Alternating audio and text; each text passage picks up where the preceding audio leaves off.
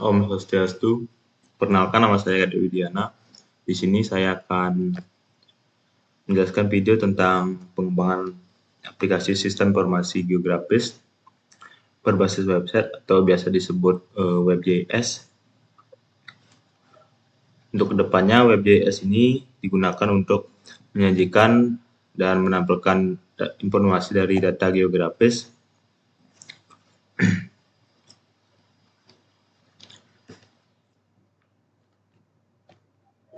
yang sudah saya lakukan dalam proses pembuatan WebJS ini adalah yang pertama itu di sini ada arsitektur tentang proses development atau pembuatan WebJS. Yang pertama itu mulai dari data spasial. Data spasial ini adalah data dari data geografis.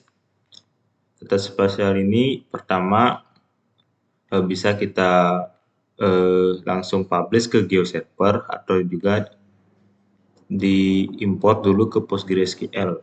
PostgreSQL ini adalah database untuk menyimpan data spasial dan GeoServer ini adalah server untuk data spasial. Kemudian setelah dipublish ke GeoServer, nantinya layer di GeoServer ini akan dikelola menggunakan Leaflet dan Laravel untuk menampilkannya di WebJS. Di sini saya menggunakan Leaflet dan Laravel untuk mengelola WebJS ini untuk menampilkannya di website. Untuk tampilannya kurang lebih seperti ini. Nah, ada lagi untuk data dari aplikasi mobile. Untuk datanya itu disimpan di database MySQL dan nantinya akan dikelola menggunakan Leaflet dan Laravel juga. Dan untuk menampilkannya di WebJS.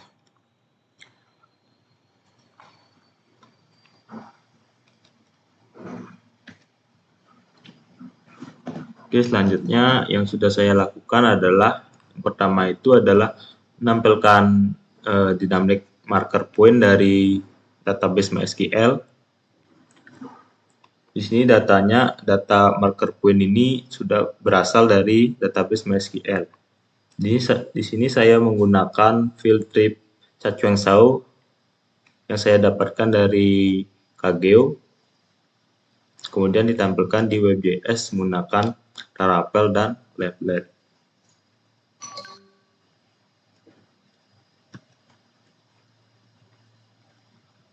Nah, baik, selanjutnya yaitu tampilkan file dalam bentuk extension KML dan GeoJSON di local folder WebJS-nya. Yang ini adalah file KML yang langsung saya tampilkan ke dalam WebJS. Jadi tampilannya seperti ini. Dan juga ada file GeoJSON yang ditampilkan ke WebJS. Tampilannya seperti ini.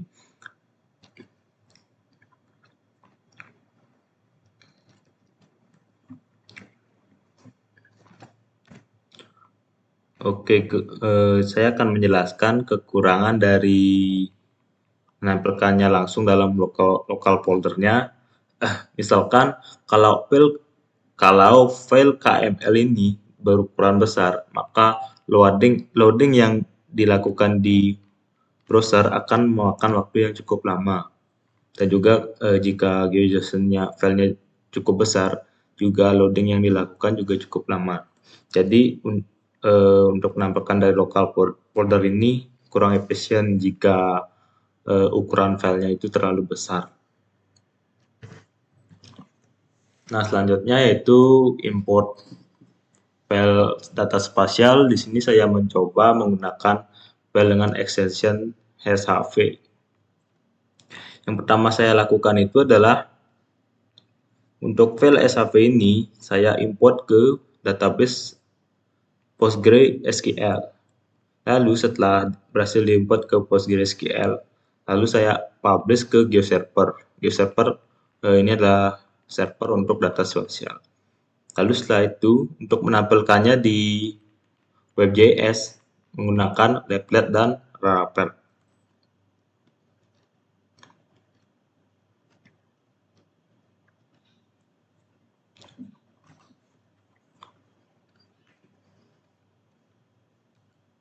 Oke, selanjutnya saya akan menampilkan WebJS yang telah saya buat.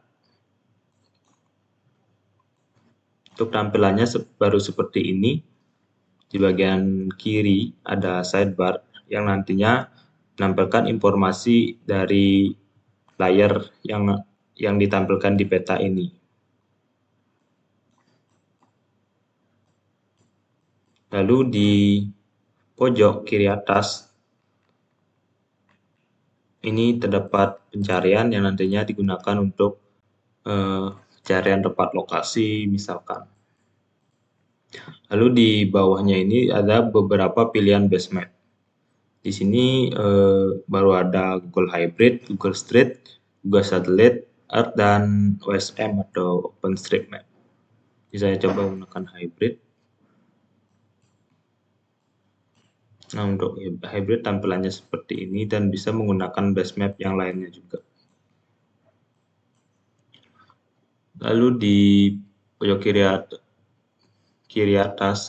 pojok kanan atas ada tampilan untuk menampilkan layar. Di sini untuk layar poin-poinnya ini berasal dari database MySQL.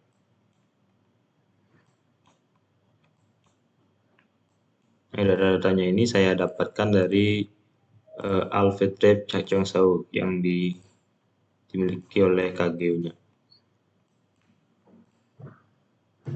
Jadi ini jika diklik menampilkan informasi dari markernya. Di sini ada beberapa marker point.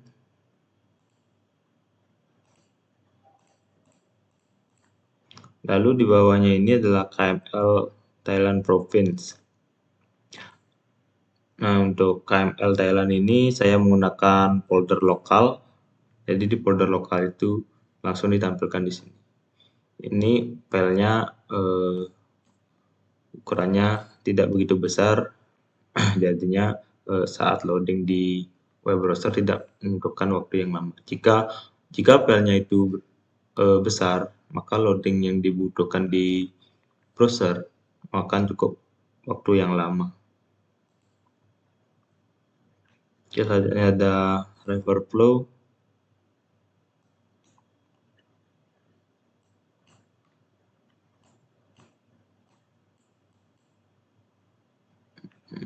Nah, untuk Ripple Flow tampilannya seperti ini. Di sini untuk Ripple Flow-nya berasal dari server data spasialnya atau geoservernya.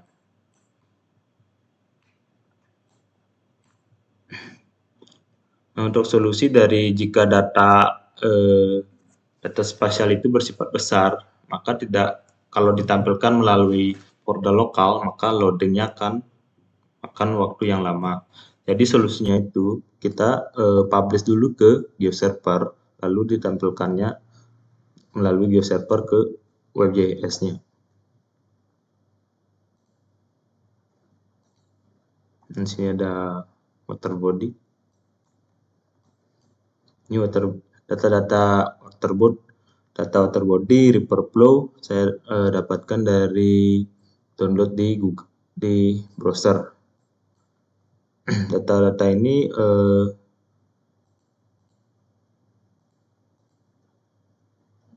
dari tahun 2018.